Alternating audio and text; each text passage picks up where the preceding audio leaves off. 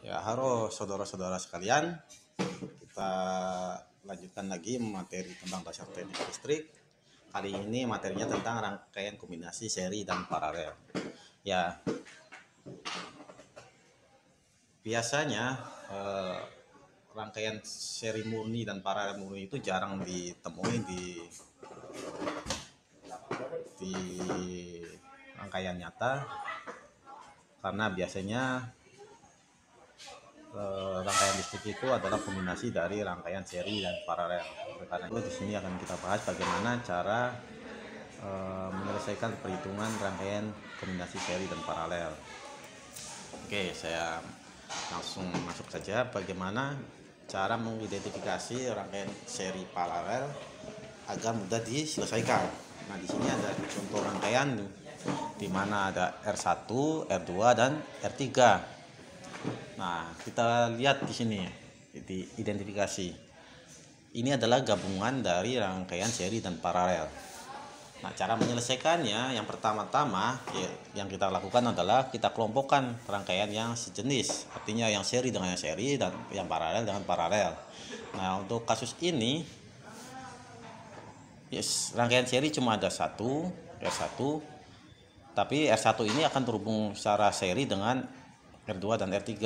Nah, R2 yang pertama harus kita lakukan yaitu kita selesaikan dulu rangkaian paralel R2 dan R3, kita selesaikan separalel sehingga menghasilkan resistansi pengganti Rp yang terhubung secara seri dengan R1. Nah, selanjutnya nanti R1 dengan Rp ini diselesaikan secara seri. Nah, ini kita hitung dulu resistansi pengganti paralelnya, Rp-nya 1 per R2 tambah 1 per R3. Lalu R totalnya, resistansi penggantinya total itu seri antara R1 dengan Rp. Jadi R totalnya itu R1 tambah Rp karena secara seri. Oke. Nah, untuk rangkaian kedua ini ada R1 dan R4 yang terhubung secara seri, lalu R2 dan R5 hubung secara seri, tapi kemudian terhubung secara paralel dengan R3. Ini sudah lebih kompleks. Cara menyelesaikannya bagaimana? Cara menyelesaikannya kita selesaikan dulu yang sejenis dulu. Jadi R2 dan R5 ini kan secara seri, kita serikan R2 dan R5. Jadi RS25 itu R2 tambah R5 karena seri langsung dijumlahkan. Nah, RS25 ini akan menjadi resistansi pengganti di sini. Nah, RS25 itu paralel dengan R3. Sehingga RS25 diparalel dengan R3, 1 per Rp sama dengan 1 per RS25 tambah 1 per R3. Nah, 1 per Rp ini adalah resistansi pengganti dari R2, R5 dan R3. Nanti hasilnya itu diserikan dengan R1 dan R4 sehingga resistansi totalnya R1 tambah R4 tambah Rp. Nah, seperti itu. Dari untuk mengidentifikasinya kita harus cari yang sejenis dulu, yang seri diserikan, kemudian yang paralel diparalelkan. Baru nanti bisa digabungkan. Oke, contoh ini ada rangkaian R1, kemudian R2 dan R3, di mana R2 dan R3 terhubung secara paralel, sedangkan R1 terhubung secara seri. Bagaimana, berapa arus yang mengalir pada R2 dan R3? Oke, kita pertama-tama kita hitung resistansi totalnya. Resistansi total adalah karena R1 dengan R berikutnya R2 dan R3 terhubung seri, maka R totalnya adalah R1 plus, nah R2 dan R3 kan paralel, maka kita hitung secara paralel. Resistansi penggantinya untuk paralel itu R2 kali R3 dibagi R2 tambah R3. Nah, yang ini mewakili resistansi pengganti dari R2, R3 dan R2, sehingga resistansi totalnya R1 tambah R2 dan R3 secara paralel, hasilnya adalah 1 kilo ohm ditambah hasil dari operasi aljabar di sini adalah 1,32 kilo ohm. Jadi resistansi totalnya 2,32 kilo ohm. Sehingga arus total yang mengalir itu adalah tegangan sumber dibagi resistansi total. Tegangan sumbernya di sini 22 volt dibagi resistansi totalnya 2,32 kilo ohm, sehingga hasilnya adalah 9,48 mili ampere. Nah, untuk menghitung I2 kita gunakan aturan pembagi arus, di mana I2 adalah R3 per R2 tambah R3 kali I total. Jadi hasilnya 3,3 kilo ohm dibagi 5,5 kilo ohm kali 9,48. Hasil akhirnya adalah 5,69 mili ampere. Sedangkan I3 kita bisa menggunakan rumus hukum Kirchhoff arus, yaitu I total sama dengan I2 tambah I3, sehingga I3 adalah I total kurangi I2, hasilnya 9,48 kurangi 5,69 sama dengan 3,79 mili ampere. Itu adalah arus I2 dan I3. Sampai di sini jelas ya. Nah, ada lagi metode lain untuk menghitung rangkaian seri paralel, yaitu dengan menggunakan metode arus pencabangan. Kita hitung loopnya, loop 1, ini loop 1, ini loop 2. Jadi yang pertama-tama kita lakukan adalah menentukan arah loopnya, lalu kita tetapkan arah polaritas dari resistornya, kemudian gunakan hukum Kirchhoff tegangan untuk setiap loop. Selanjutnya gunakan hukum Kirchhoff arus untuk menghitung arus di percabangannya, dan lewat persamaan 3 dan 4 akan bisa dihitung arusnya. Ini langsung saja saya ya, ini contohnya ada sumber tegangan VS1 10 volt, VS2 5 volt, kemudian ada R1 470 ohm, R2 220 ohm, dan R3 820 ohm. Nah, dengan menggunakan mode analisis loop, maka loop pertama ini atau IA ini dari arahnya ke sini, kemudian IB arahnya ke sini. Nah, yang pertama IA dulu, IA 470, kan ini 47 kali IA. Lalu di sini ada 220 kali IA dikurangi 220 kali IB. Jadi yang 220 ini yang 220 yang ini itu dia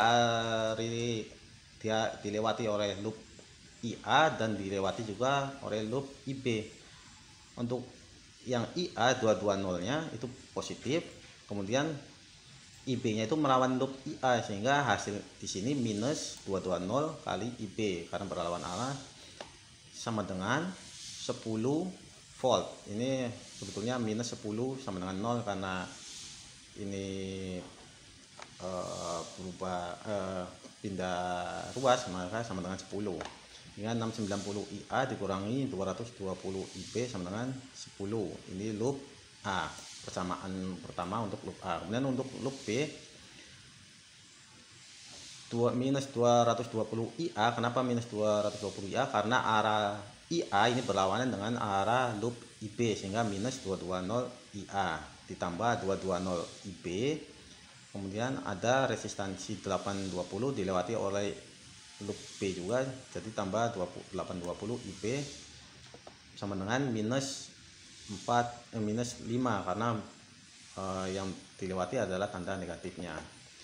Nah, ini kita punya dua persamaan, loop A dan loop B.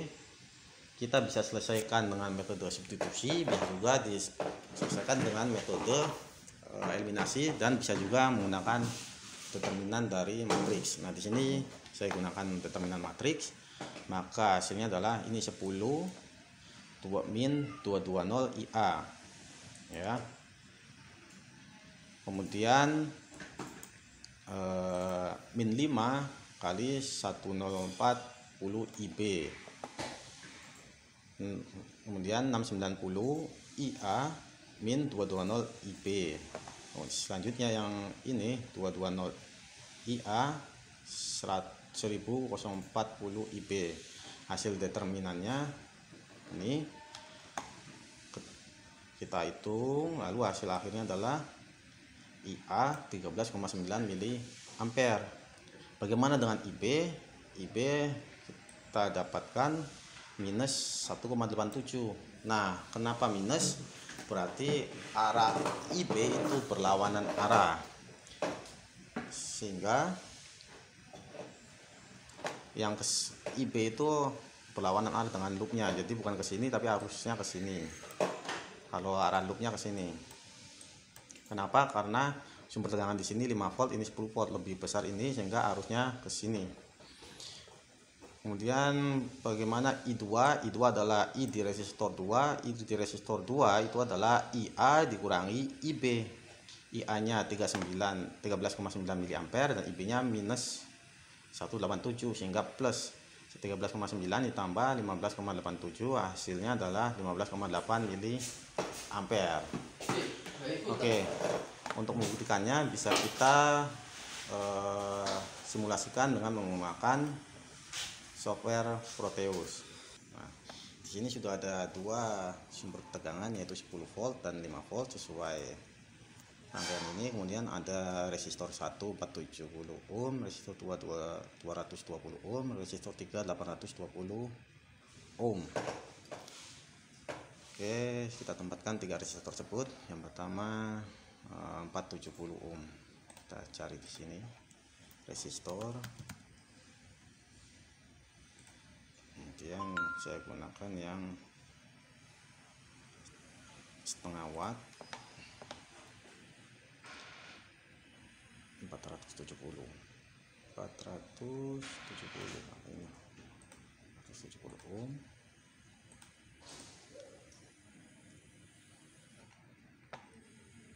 Kemudian resistor yang 220 ohm,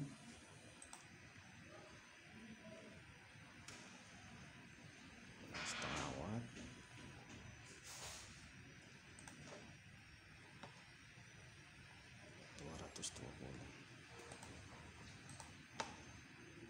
di sini kita putar, atau bisa juga klik kanan ini untuk memutar, klik kanan, rotate clockwise ya. Dan yang terakhir resistor 3 820 ohm.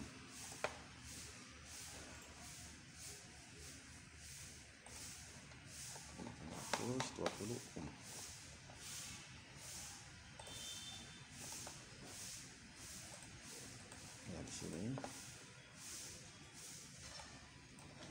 kita ubah posisinya biar lebih enak ya untuk ngaturnya ya. Kita naik ke atas.